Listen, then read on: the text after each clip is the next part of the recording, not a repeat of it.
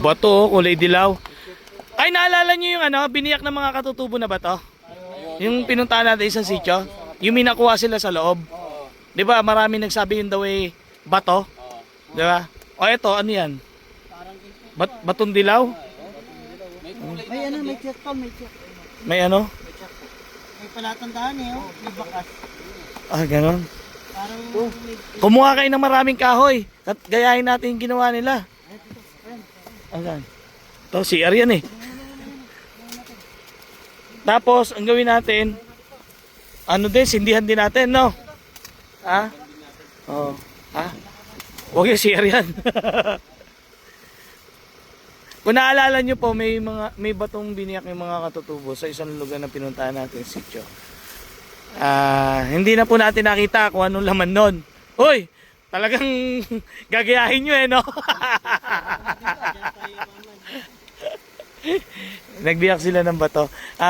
Hindi ko alam bakit sila... Uy, Dan, wag Dan. Dan, wag. Uy! Hindi ko alam bakit sila nainganyo maghanap ng mga ginto o magano ng mga bato. Pero ang pagkakaalam ko, meron kasing pumunta doon na nagtitreasure. Kaya nila ginagawa yun. At hanggang ngayon eh, hindi pa naman din sila nakakakuha. Years na rin yata silang naghahanap. Ayun, ay doon. Ganda rito. May tatak. Hindi kaya may mayari doon. Alin? Naawa na din eh, no? Pero ang gara ng bato, ano? Kulay dilaw. Ang ganda nga, oh. Tapos may mga ano siya, oh. Parang sinimento siya. Nung araw, meron naman talaga sinisemento ang mga Hapon na ginagawa nila parang bato. Binabalot nila ng semento. Ayun, may nakasulat. Ano nakasulat? Ginto. Ginto. Ginto. Meron. May mark. Meron, may mark. Pwede. Meron to, meron. May mark eh. Ano yan?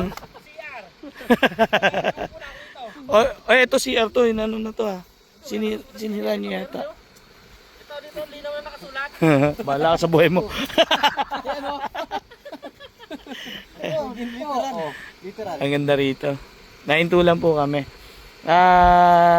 Totoo naman na may mga ginawang semento mga Hapon na may ginto yung loob.